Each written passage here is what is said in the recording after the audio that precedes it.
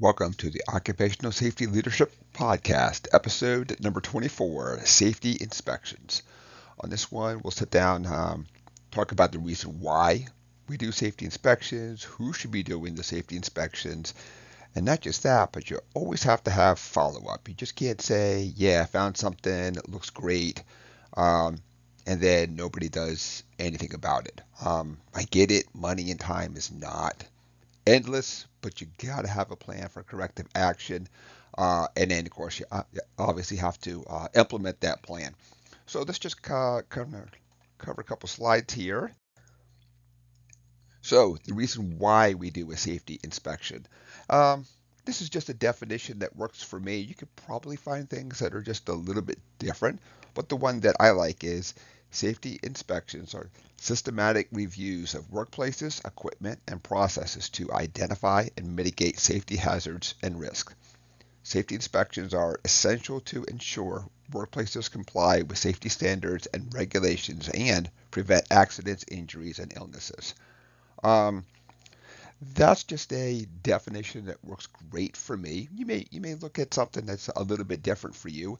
I would say that if you're doing a safety inspection only because somebody says do a safety inspection, um, really sit down and understand the why that you're doing this. Everything has to have a benefit out there, and the benefit can't be because somebody said I have to do it on a monthly inspection. I'll whip through the workplace and say, I didn't find anything. All right, good enough. I'm now done. I can now move on to things that I'm going to call productive.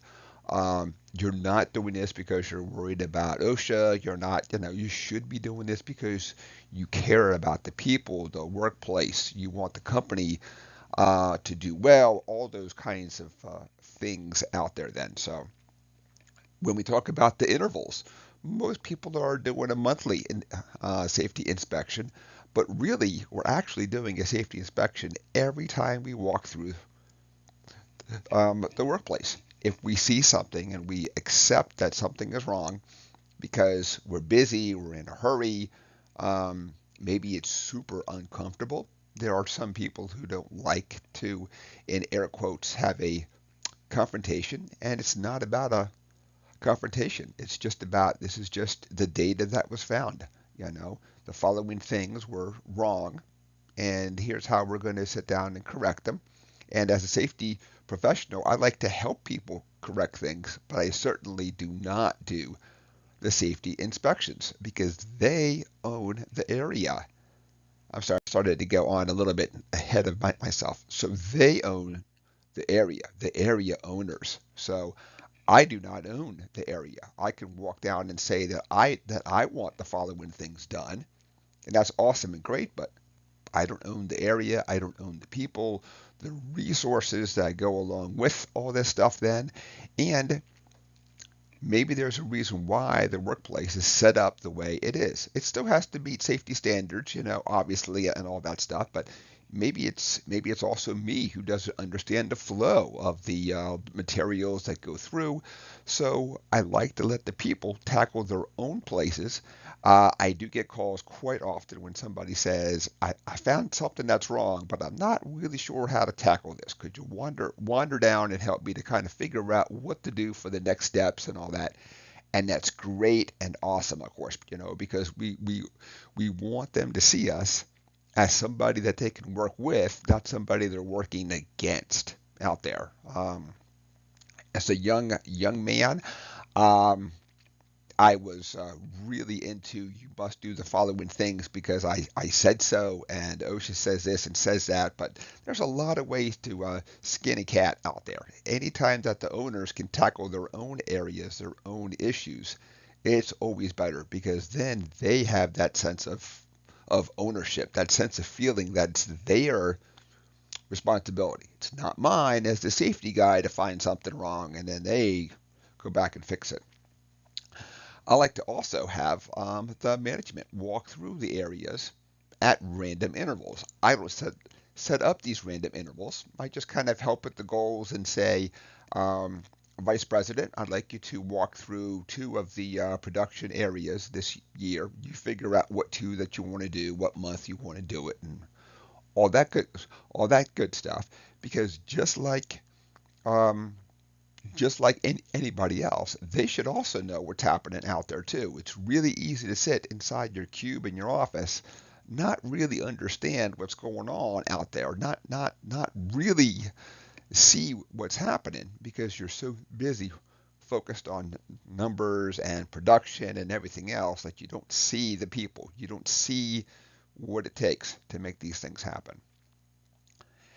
And so now that we've kind of talked about the who and all that, one thing that you have to tackle also is the training of the area owners and management. Um, Many folks believe that because they've been in the workplace for 5 or 10 years, that all of a sudden when they get this promotion, they magically know safety stuff too at the same time. So when you have a new supervisor, new area owner, new person with the with your company, you sit down, you walk them through, you go over the expectations, you go over the standards out there, you help the person out. You just don't give them a checklist and say, hey, you're on your own now. You go figure this out. And maybe there's something wrong and maybe there's not because I haven't haven't really trained you. I just want that checklist back. So you really got to go back, help out those people to really understand exactly what they're doing, and let them know that you're there to help too. So some things that we put on a checklist really obvious for the safety professional, but somebody who's not in safety will look at this and say, I have no clue what this sentence means, but I know I'm going to check it off because that person said it has to be done by the end of the month. So always understand why, work with folks. So let's also talk about what we're going to look for out there. So I have not found a one size fits all.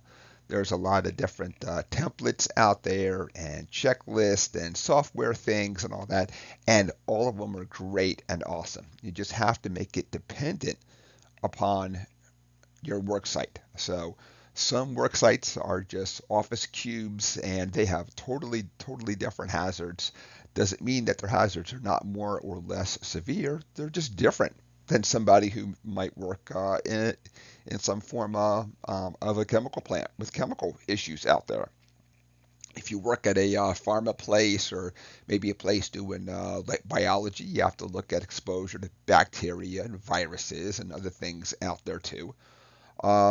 You might work in a place where all that you do is work in offices. And so, not that that doesn't have its own issues, but you may have a whole issue where there's just a lot of like ergonomic issues where you may not find the ergonomic issues in other workplaces out there then. So, um, the big thing, of course, that a lot of people focus on, because these are really the easy low-hanging fruit, are the physical hazards. When you look at the unsafe working conditions, the tripping hazards, electrical hazards, all those are I can't call them easy to find, but those are the really common ones that a lot of us focus in on.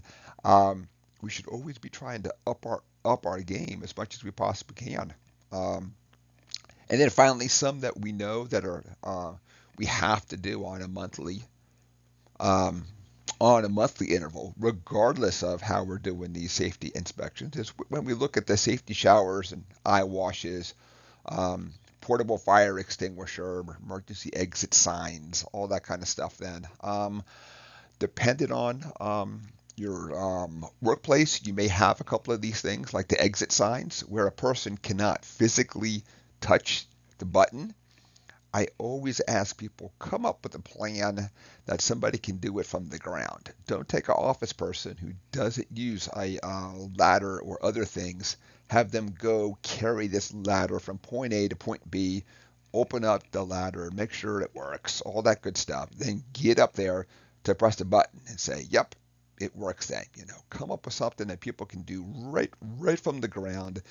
Don't create a hazard by thinking that you're fixing a hazard at the same time. And then finally, we got to have some follow up. We just can't say, yeah, I found something.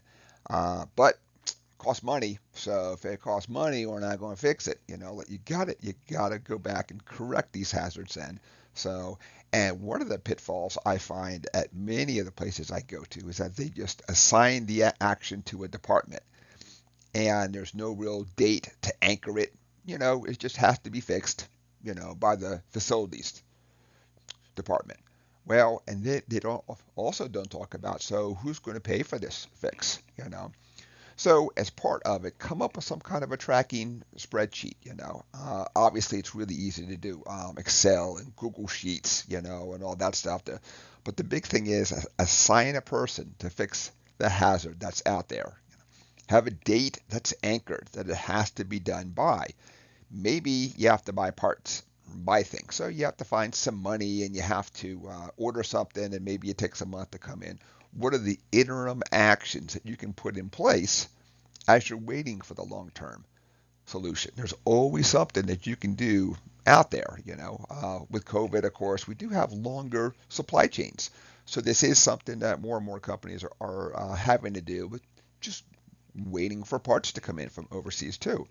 So always have some kind of an interim action as you're correcting for the long-term action. And that is it for episode 24, Safety Inspections. Thank you for joining me today. My name is Dr. David Ayers. Please do me a big favor and send this to anybody out there that you think needs to have this information. So I'm trying to do everything I can to share the message on occupational safety, and it's all about helping out the people. We want to make these workplaces safer out there for everybody. Have a safe day.